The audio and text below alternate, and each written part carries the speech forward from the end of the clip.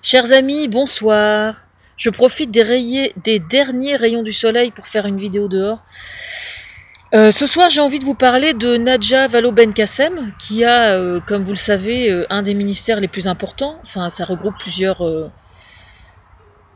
ministères maintenant. Et je tiens juste à préciser que c'est une femme que j'estime profondément, qui fait un travail absolument remarquable, donc qui est maintenant à l'Éducation nationale en plus. Et je tiens à préciser qu'il existe à son sujet 4 ou 5 rumeurs actuellement sur Internet qui sont colportées sur les réseaux sociaux. Alors, ces rumeurs, il faut le savoir, sont colportées évidemment par des gens, par minute, l'extrême droite, les anti-mariages pour tous, les fouilles merdes, quoi. On appelle ça des... faut appeler ça par leur nom, c'est des fouilles merdes, quoi. Voilà. Parce que, évidemment, les gens qui essaient de faire progresser la société dans le bon sens, ça emmerde les autres, quoi. C'est toujours comme ça, on le sait bien. Alors, il faut savoir que pour étayer ces fausses rumeurs,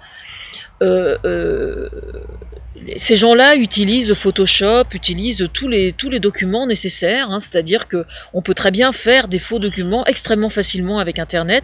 Il suffit tout simplement de scanner, et puis vous prenez tout simplement sa signature, il n'y a absolument aucun problème. On peut aussi modifier le visage de quelqu'un en lui mettant des cernes pour la faire passer pour une sorcière, enfin voilà quoi.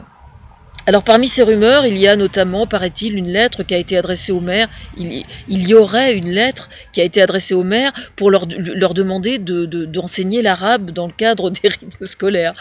Alors déjà c'est parfaitement faux. Alors là par contre elle porte plainte. Déjà c'est parfaitement faux. Mais personnellement, quand bien même si un jour ça devait être le cas, pour ma part, je trouve pas que ce soit si grave que ça, quoi.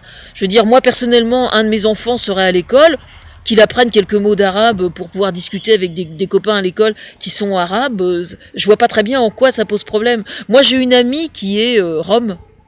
C'est une nana qui a l'âge d'être ma fille, qui est une fille qui s'appelle Claudia, et qui est une fille super intelligente et qui est adorable, quoi. Et je lui disais, elle habitait Saint-Denis, je sais plus où elle habite maintenant. Et je lui disais, mais pour quelle raison, puisqu'elle est roumaine d'origine, je lui dis, mais pour quelle raison tu te proposes pas, toi, au sein de ta ville, d'aller voir la mairie pour dispenser des cours de roumain aux adultes ou à ceux qui en ont enfants. Je vous parle pas des rythmes scolaires, je vous parle de prendre des cours de roumain. Pourquoi on n'apprendrait pas le roumain? Au même titre que moi j'ai envie d'apprendre le roumain, j'ai envie d'apprendre le chinois, j'ai envie d'apprendre le russe, j'ai envie d'apprendre n'importe quelle langue. C'est tellement con comme attaque que je trouve ça complètement stupide, quoi. Il n'est pas question de la même façon, si une maman qui parle très mal français et qui a des origines arabes a envie de faire des activités dans le cadre du rythme scolaire, on lui demande pas d'apprendre l'arabe.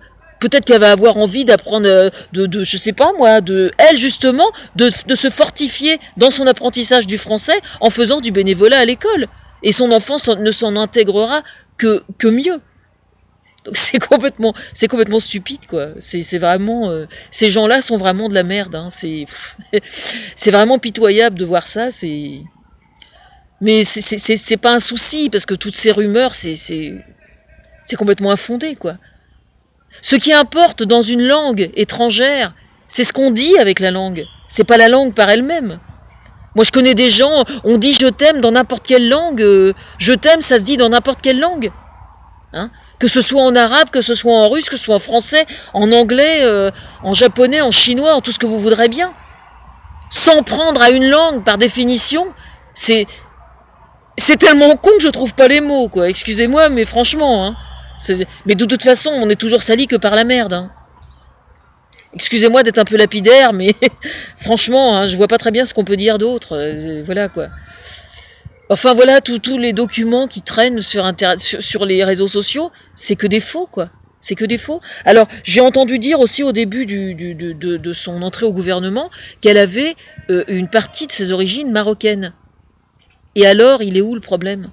C'est pas parce que c'est peut-être vrai. Personnellement, je m'en fous complètement qu'elle ait des origines marocaines. Le fait si elle a des origines marocaines, je vois pas très bien en quoi est-ce que ça pose un problème. Franchement, hein. Moi, je connais des Français de souche, entre guillemets, qui ont une telle couche de conneries que ça frise le handicap. Hein. Franchement, hein, je vous assure. Je ne citerai pas de nom. Hein. Pour information, je suis française de souche, moi. Conseillère de François Hollande, je suis française de souche.